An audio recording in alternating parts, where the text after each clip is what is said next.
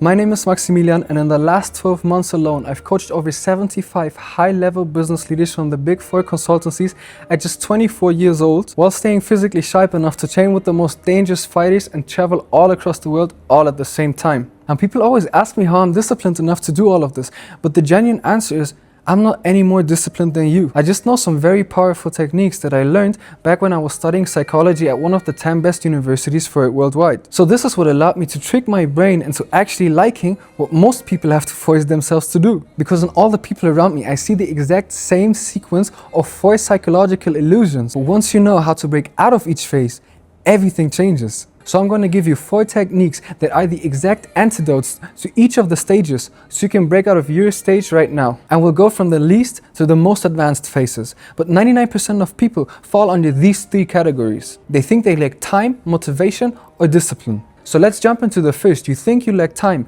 but what you actually lack is understanding and leverage.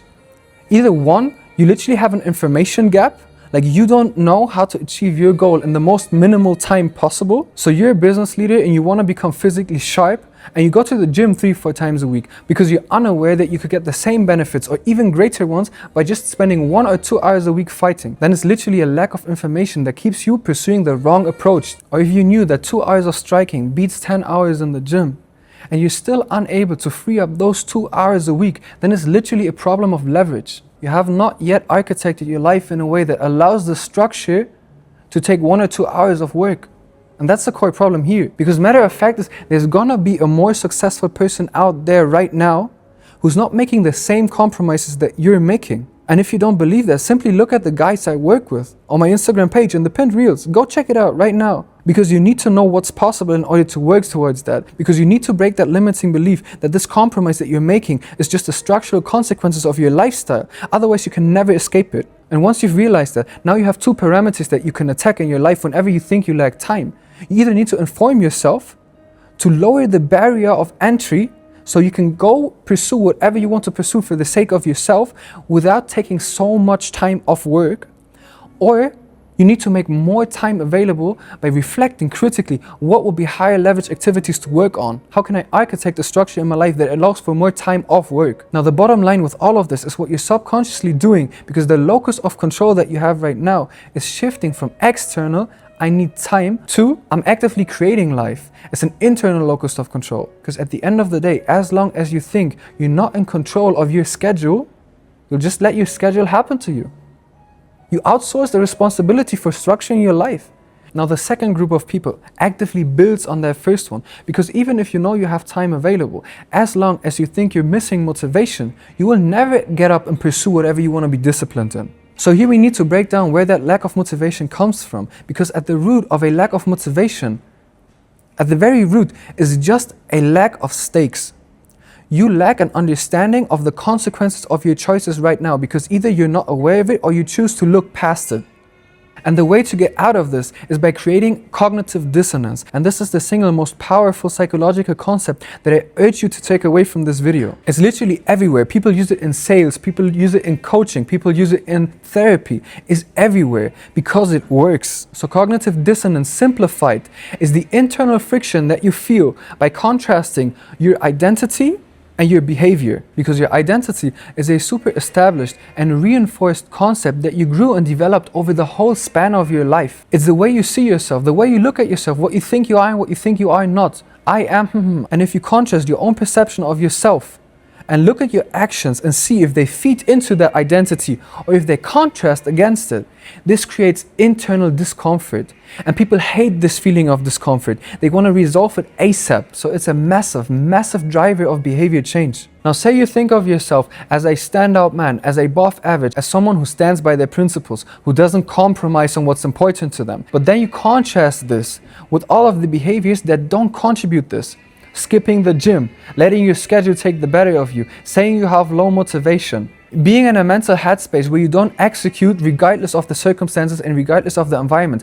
All of this, it doesn't really feed into the identity, right? So your brain tries to make sense of it, but it can't. And this friction gets resolved by you raising your activities, raising your behaviors to the level of your identity.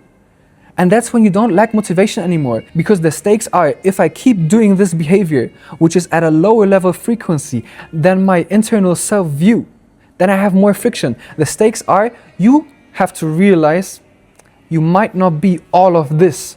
You might not be all that you make yourself up to be. And you don't want to realize this, so you raise the level of your activities. And now we get to the third phase, because even if the people have time and they are motivated at some points, they might be able to bring themselves to do something once, twice, whatever. But the difficulty is choosing that over and over again over time, right? Is the consistency. And this is what people perceive as I lack discipline. Then people think they lack discipline. But what they actually lack is the correct perspective of what discipline means.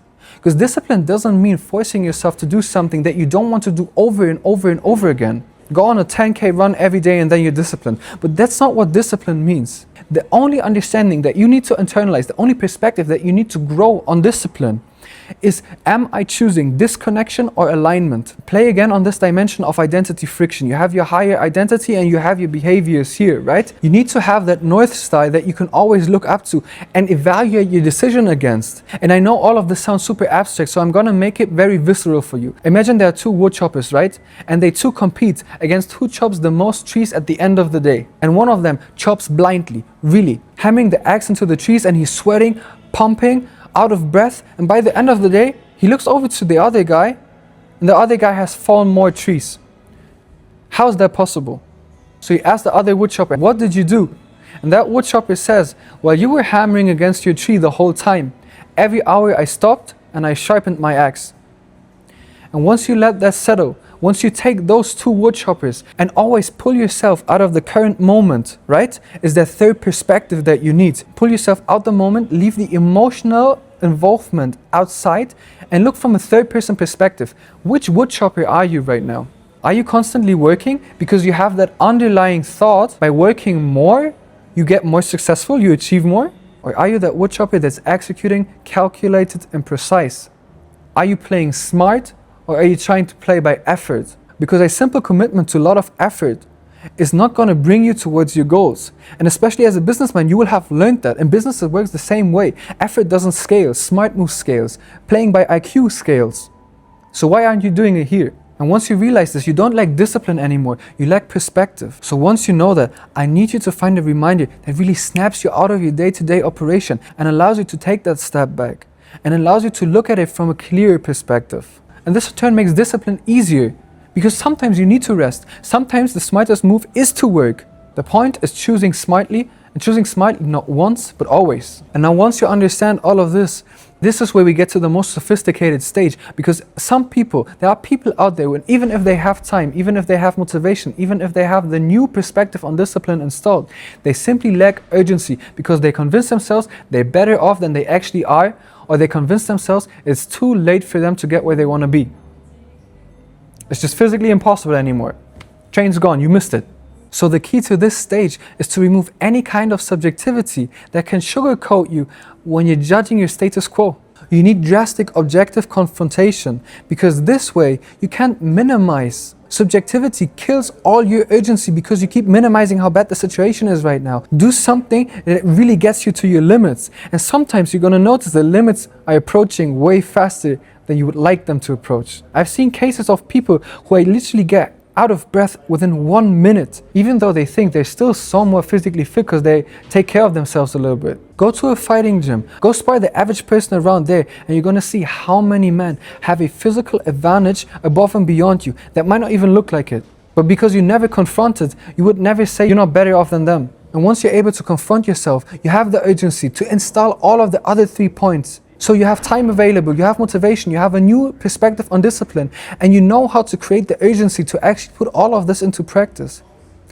But I know it's going to be a lot of information to digest right now. It's a lot of knowledge thrown at you at once, but you don't need to implement every single thing right now. Your main task right now is to 1, identify which stage you're at, and 2, look at the antidote. Take it right now. Give yourself the antidote to your stage and move up another stage until you have all 4 faces covered, because then you're disciplined like crazy. Then your brain is going to be rewired into enjoying discipline and craving it like an addict. It's going to be fun. And once it's fun, then it's like cheating, because no one else is playing on fun. Everyone else has to force themselves to do stuff. That's enough for this video. I hope you enjoyed it and I'll see you in the next one.